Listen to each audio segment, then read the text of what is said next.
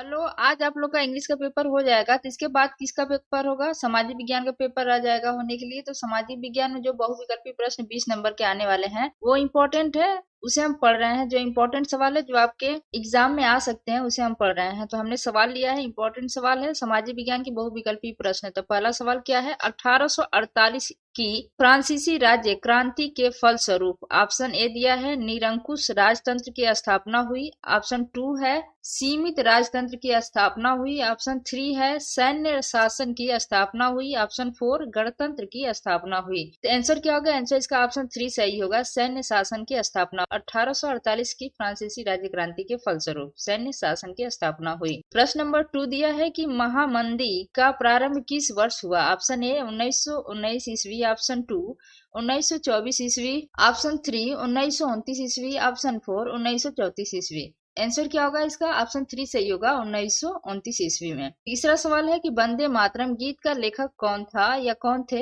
Option A दिया है Bankim Chandra Chatterjee, option 2 है रविंद्रनाथ टैगोर, ऑप्शन 3 शरद चंद्र चटर्जी, ऑप्शन 4 अविंद्रनाथ टैगोर। आंसर क्या है? बंकिम चंद्र चटर्जी। ये वंदे मातरम गीत जो है उसके लेखक हैं। कौन? बंकिम चंद्र चटर्जी। ब से वंदे मातरम, ब से बंकिम याद कर सकते हैं आप। प्रश्न नंबर 4 दिया है पेरियार रामास्वामी नायकर कौन थे? ऑप्शन ए वैज्ञानिक, ऑप्शन 2 शिक्षाविद, ऑप्शन 3 समाज सुधारक, ऑप्शन 4 लेखक। पेरियार रामास्वामी नायकर कौन थे? समाज सुधारक थे। तो ऑप्शन 3 सही होगा, समाज सुधारक। प्रश्न नंबर 5 धर्मनिरपेक्ष राज्य में ऑप्शन ए है धर्म का कोई स्थान नहीं, ऑप्शन 2 एक राष्ट्र एक धर्म में विश्वास, ऑप्शन 3 केवल बहुसंख्यक वर्ग के धर्म को मान्यता, ऑप्शन 4 और सभी धर्मों को समान समझना। तो धर्मनिरपेक्ष राज्य का क्या मतलब है कि सभी धर्म समान है, इसलिए ऑप्शन 4 सही होगा, सभी धर्मों को समान समझना। प्रश्न नंबर 6 भारत में पंचायती राज्य की स्थापना हुई। ऑप्शन ए 1980 में, ऑप्शन 2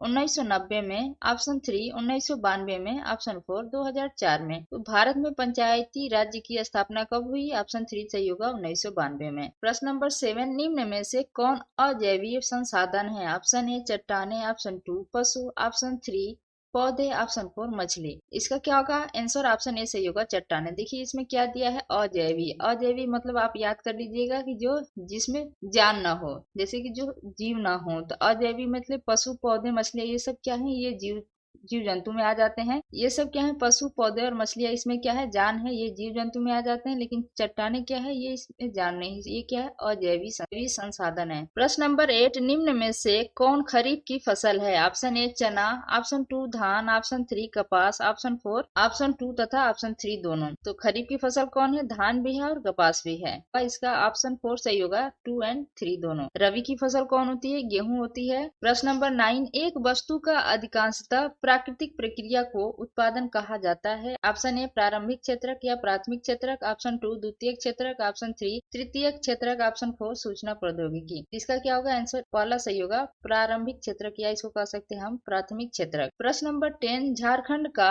कोडरमा अग्रणी उत्पादक है। ऑप्शन ए अभ्रक का, ऑप्शन 2 लौ एस का, ऑप्शन 3 तांबे का, ऑप्शन 4 सोने का। तो जो झारखंड का कोडरमा अग्रणी है ये किसके उत्पादक के लिए है? अभ्रक का है। ऑप्शन ए सही होगा, अभ्रक का। प्रश्न नंबर 11 पंजाब में भूमि निम्नीकरण का प्रमुख कारण है। ऑप्शन ए खनन क्रिया, ऑप्शन बी वनोन्मूलन, ऑप्शन 3 अत्यधिक सिंचाई, ऑप्शन 4 अति पशुचारण। तो पंजाब में जो भूमि निम्नीकरण का जो प्रमुख कारण है वो ऑप्शन 3 सही होगा, अत्यधिक सिंचाई। प्रश्न नंबर 12 फ्रांस में गणतंत्र की घोषणा किस वर्ष हुई? Option A 1815, option 2 1830, option 3 1848, option 4 1871 ईस्वी में। तो फ्रांस में गणतंत्र की घोषणा कब हुई? ऑप्शन 4 सही होगा, 1871 ईस्वी में। प्रश्न नंबर गुलामगिरी का लेखक कौन था? Option A doctor Bhimrao Ramji Ambedkar, option 2 Jyotiba Phule, option 3 Kailash Vasini Devi, option 4 Ramaswamy Naicker. Gulamgiri का लेखक कौन थे? ज्योतिबा फुले। ऑप्शन 2 सही होगा, ज्योतिबा फुले। प्रश्न नंबर 14 भारत वापस आने पर गांधी जी ने पहला सत्याग्रह कहाँ किया था? Option A Champaran, option 2 Bardoli, option 3 Ahmedabad, option 4 Kheda. तो इसका आंसर क्या होगा? ऑप्शन 1 सही होगा, चंपारण। प्रश्न नंबर 15 संविधान की 8वीं अनुसूची में कितनी भाषाओं को मान्यता दी गई है? Option A 20, option 2 21, option 3 22, option 4 23। तो संविधान की 8वीं अनुसूची में कितनी भाषाओं की मान्यता दी गई है? 22 भाषाओं की, इसलिए ऑप्शन 3 सही होगा। होगा 22। प्रश्न नंबर 16, निम्नलिखित में से किसमें महिलाओं के लिए आरक्षण सुनिश्चित है? ऑप्शन ए विधानसभाओं में, ऑप्शन 2 लोकसभा में, ऑप्शन 3 राज्यसभा में, ऑप्शन 4 पंचायती राज संस्थाओं में।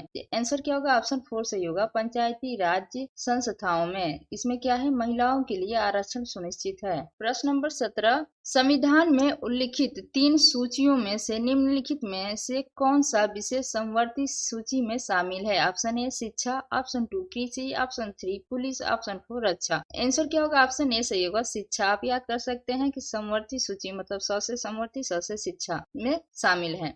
प्रश्न नंबर 18, निम्नलिखित में से कौन सा नवीकरण योग्य संसाधन नहीं है? ऑप्शन ए पवन ऊर्जा, ऑप्शन 2 जल, ऑप्शन 3 जीवाश्म ईंधन, ऑप्शन 4 वन। कौन है नवीकरणीय योग्य संसाधन नहीं है? ऑप्शन 2 सही होगा, जल। प्रश्न नंबर 19, निम्नलिखित में से कौन सी रेशेदार फसल है? ऑप्शन ए गन्ना, ऑप्शन 2 चाय, ऑप्शन 3 रबर, ऑप्शन 4 जूट। तो जो रेशेदार फसल होती है वो कौन होती है? जूट होती है, इसलिए ऑप्शन 4 सही होगा, जूट। प्रश्न नंबर 20, झरिया प्रसिद्ध है? ऑप्शन ए लौह अयस्क के लिए, ऑप्शन 2 कोयला के लिए, ऑप्शन 3 तांबा के लिए, ऑप्शन 4 बॉक्साइट के लिए। तो झरिया किसके लिए प्रसिद्ध है? ये कोयले के लिए प्रसिद्ध है, इसलिए ऑप्शन 2 सही होगा, कोयले के लिए। प्रश्न नंबर 21, लाल पीली मिट्टी पाई जाती है? ऑप्शन ए दक्कन के पठार में, ऑप्शन 2 मालवा प्रदेश में, ऑप्शन 3 ब्रह्मपुत्र घाटी में, ऑप्शन 4 थार रेगिस्तान में। तो लाल पीली मिट्टी कहाँ पाई जाती है? वो दक्कन के पठार में पाई जाती है, इसलिए ऑप्शन 1 सही होगा, दक्कन के पठार में। प्रश्न नंबर 22, महात्मा गांधी अफ्रीका से कब वापस आए? ऑप्शन